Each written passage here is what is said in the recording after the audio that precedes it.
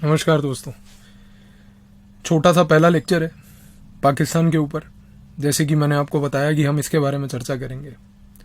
तो अगर हम पाकिस्तान के बारे में जानने की और समझने की कोशिश करें तो बड़ी एक आयरॉनिकल चीज़ हम लोग समझते हैं और ऐसा बोला जाता है कि पाकिस्तान एक इनसिक्योर स्टेट है और ये बोला जाता है कि उसका बर्थ भी वो एक इनसिक्योर स्टेट के तहत हुआ।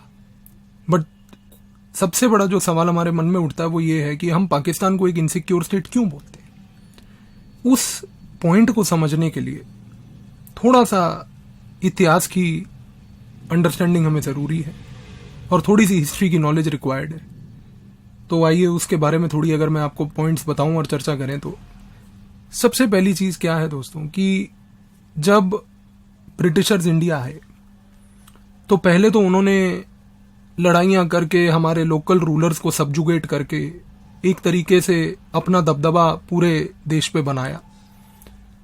लेकिन जब उन्होंने एक तरीके से दबदबा पूरे देश पे बनाया तो दिक्कत ये हुई कि हमारे जो देश के लोग थे वो उस ब्रिटिश राज को समझ नहीं पाए, एक्सेप्ट करके अब्जॉर्ब नहीं कर पाए।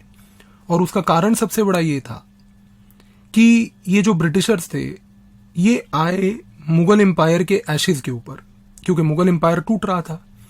तो मुगल एम्पायर के एशेज के ऊपर जब इन्होंने अपना राज्य बनाया ब्रिटिशर्स ने, तो उस समय ये हुआ कि जो ब्रिटिशर्स ने अपनी एक एडमिनिस्ट्रेशन बिठाई, हमारे जो लोकल रूलर्स थे, लोकल लोग थे, वो उस चीज़ को एक्सेप्ट नहीं कर पाए। क्योंकि हमारे जो लोकल लोग थे वो एक तरीके से मुगल के शासन को और मुगलों के एडमिनिस्ट्रेशन को ज़्यादा अच्छे से जानते थे और उनके दिमाग में वही चीज़ बसी थी। तो कहीं ना कहीं एक डिसोनेंस हुआ हमारे आपस के देश के लोगों के अंदर कि भाई ये जो ब्रिटिशर हैं, एक तो ये बाहर से आए, गोरे हैं, हमारे जैसे दिखते भी नहीं हैं, हमारी जैसी इनकी हरकतें भी नहीं हैं।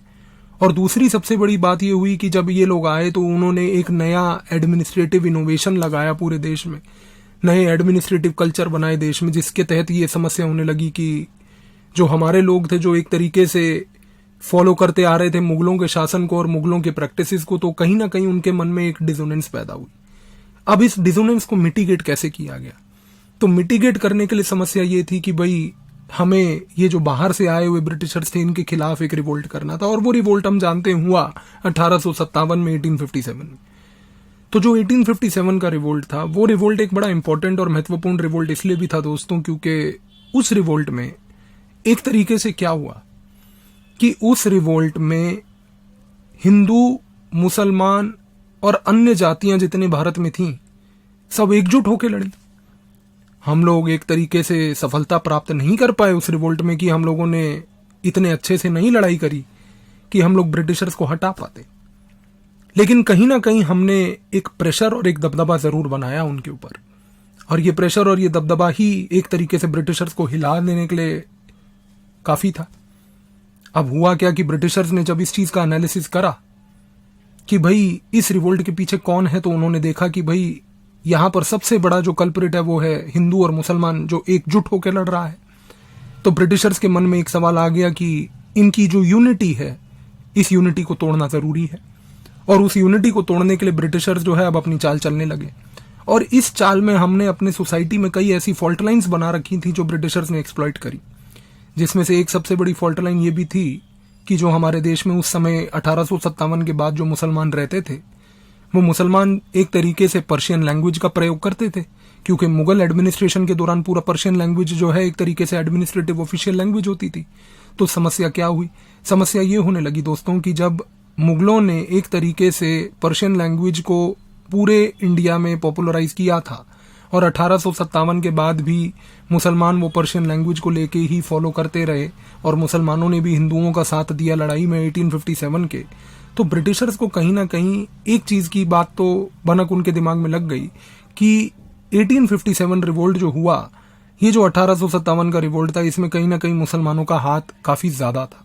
जबकि ऐसा बोलना कि उनका हाथ ज्यादा था और इस कम्युनिटी का कम था, ऐसी कोई स्टडी हुई नहीं है, बट ये ब्रिटिशर्स का अपना असम्पशन था। तो इस कारण से क्या हुआ? इस कारण से ब्रिटिशर्स के दिमाग में एक बात बैठ गई कि हमें मुसलमानों को और हिंदुओं को एकजुट नहीं होने देना और उनके दिमाग में और मन में कहीं ना कहीं एक मुसलमानों को लेके नेगेटिविटी भर गई। और ये नेगेटिविटी को दूर करने के लिए उस समय आए सैयद अहमद खान। सैयद अहमद खान जो थे एक मुसलमानों के बहुत बड़े लीडर थे। उन्होंने एक सिंपल साधारण बात बोली कि भाई अगर हम मुसलमान प्रगति करना चाहते हैं तो हमें पर्शियन लैंग्वेज छोड़ के अंग्रेजी लैंग्वेज जानने की ज़रूरत है। और अंग्रेजी लैंग्वेज को जानना इसलिए भी ज़रूरत है क्योंकि अगर हम अंग्रेजी लैंग्वेज जानेंगे तो हम ब्रिटिश हुकूमत के साथ जुड़ पाएंगे और हमारी प्रोग्रेस ब्रिटिश हुकूमत के साथ जुड़ने में है। तो सैयद अहमद खान एक जो तरीके के रिफॉर्मर थे, उन्होंने एक पहली बार ऐसा थॉट दिया। और जब उन्होंने ये पहली बार ऐसा थॉट दिया तो उन्होंने एक पूरी मुहिम चलाई, एक रिफॉर्म मूवमेंट चलाई, जिसमें उन्होंने चाहा कि मुसलमान जो है देश का वो अंग्रेजी लैंग्वेज पे पकड़ बनाए ताकि ब्रिटिश हुकूमत के साथ जुड़ पाए। अब जब उन्होंने ये मुहिम चलाई तो उस समय मुसलमानों के अंदर भी कई ऐसे ऑर्थोडॉक्स स्कूल्स आए जिन्होंने बोला कि देखिए, हमें अगर प्रगति करनी है तो हमें ब्रिटिशर्स को और अंग्रेजी भाषा को इमिटेट नहीं करना, कॉपी नहीं करना, हम अपने अंदर भी रिफॉर्म कर सकते हैं। तो उस समय दियोबंदी मूवमेंट आए, उन्होंने अपना एक दियोबंदी करंट चलाया, बरेलवी करंट चला, बहुत सारे करंट्स चले। लेकिन हुआ क्या कि जब ब्रिटिशर्स ने ये देखा कि एक जगह सैयद अहमद खान अपनी मूवमेंट चला रहे हैं, एक जगह जो बरेलवी हैं वो अपनी मूवमेंट चला रहे हैं, दियोबंदी अपनी मूवमेंट चला रहे हैं, ब्रिटिशर्स के दिमाग में और ये बात बैठ गई कि हमें इस एकजुट हुए हिंदू और मुसलमानों को तोड़ने का सबसे अच्छा तरीका ही ये है कि थोड़ा थोड़ा सपोर्ट जो है मुसलमानों को करो, थोड़ा थोड़ा सपोर्ट हिंदुओं को करो, दोनों कम्युनिटीज को एक दूसरे से अलग करो। और जैसे जैसे ये अलग होते जाएंगे, इन दोनों कम्युनिटीज के अलग होने का फायदा उठाओ और अपना रूल स्टेबलाइज करके स्टेटस को मेंटेन करते रहो।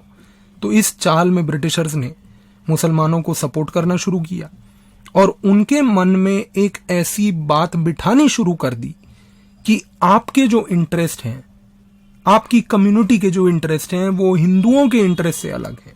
और हिंदुओं को भी जाके ये बात बोली कि आपके जो इंटरेस्ट हैं वो मुसलमानों की कम्युनिटी से अलग हैं।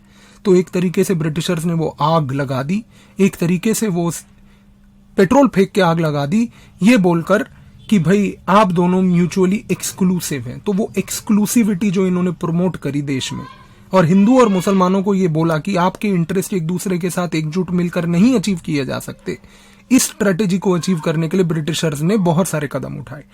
और इनमें से सबसे पहला कदम ये उठाया कि उन्होंने एक जगह पे पहले कांग्रेस बनाई, फिर दूसरी जगह पर कांग्रेस में उनको एक हिंदू ऑर्गेनाइजेशन के तहत पेश करने की कोशिश करी, और दूसरी तरफ ब्रिटिशर्स ने 1906 में मुस्लिम लीग बनाई और मुसलमानों को कांग्रेस के बराबर लाने के लिए, उनका एक पॉलिटिकल दर्जा बढ़ाने के लिए मुस्लिम लीग की संस्था को एक बनाकर बड़ा किया। बट देखिए, क्योंकि 1885 में कांग्रेस बनी और 1906 में मुस्लिम लीग बनी, तो कहीं ना कहीं पावर डिफरेंशियल दोनों में था कि कांग्रेस जो थी एक तरीके से अपर हैंड बिल्कुल एंजॉय कर पा रही थी। तो मुस्लिम लीग को कांग्रेस के बराबर में लाने के लिए 1909 में उन्होंने कम्युनल इलेक्टोरेट्स का घोषणा करा, और इस घोषणा के तहत उन्होंने मुस्लिम लीग को पॉलिटिकली भी एम्पावर कर दिया। तो एक तरीके से अगर हम देखें तो 1919 तक स्थिति दोस्तों क्या थी, वो ये थी कि पूरा का पूरा हिंदुस्तान का जो सोसाइटी थी हमारी, वो एक तरीके से पूरी हिंदुस्तान की सोसाइटी बढ़ चुकी थी, और बढ़ चुकी थी इस तरीके से कि ब्रिटिशर्स ने हमारे हिंदुओं के मन में और मुसलमानों के मन में एक ये जहर भर दिया था कि हम दोनों साथ कभी नहीं रह सकते। और ये इन्होंने जो चीज करी, इसका इन्होंने एक एक्सपेरिमेंटेशन प्रैक्टिकल लेवल पे करा, पार्टीशन ऑफ बंगाल करके। तो जब इन्होंने पार्टीशन ऑफ बंगाल किया तो इनको एक चीज समझ आ गई कि रिलीजन के नाम पर बंटवारा किया जा सकता है, और रिलीजन के नाम पर सिर्फ लोगों का बंटवारा नहीं, बल्कि वो लोग जो एक टेरिटरी में रह रहे हैं उनका भी बंटवारा किया जा सकता है। तो ये जो ब्रिटिशर्स ने हरकत करी कि इन्होंने एक तरीके से सीड्स भरे सेपरेटिज्म के, और उसके बाद पॉलिटिकली उन कम्युनिटीज को एम्पावर करके एक दूसरे के खिलाफ लड़वाया, और तीसरा टेरिटोरियली इनको ब्रेक करा। इससे ब्रिटिशर्स ने फाउंडेशन और नींव रखी आगे जाके 1947 में पार्टीशन की। तो इस वीडियो के तहत इतना जानना जरूरी है कि seeds of separatism were created by the British, and these seeds eventually were tested by the British in the partition of Bengal, and the partition of Bengal gave the confidence to the British to partition India in the future. And this is how a separatism seed, an exclusivity seed was created in the minds of the two communities. तो अगले video में इस चीज को यहीं से आगे बढ़ाते हैं। धन्यवाद।